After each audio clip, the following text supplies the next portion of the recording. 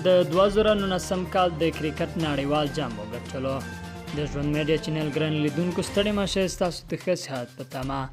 د کرکټ نړیوال جام سیالیو په لوبه کې یکشنبه قربا هیواد انګلند نیوزیلند ته په سوپر اوور کې ماتې ورکړه. په دې لوبه او سوپر اوور کې هم منډې مساوي شوې، خو انګلند په دې اتل شو چې په خپله پړۍ کې تر نیوزیلند ډېرې شپږیزې او څلوریزې وهلې وې.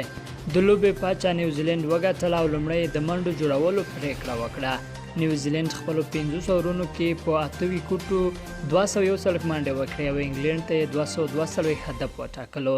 انګلند د 50 اوور په وروستي توپ منډه مساوي کړې او لوبه سوپر اوور ته ولاړه. په سوپر اوور کې انګلند 15 منډې وکړې، په ځواب کې نیوزیلند هم په خپلو شپږو توپونو 15 منډې وکړې.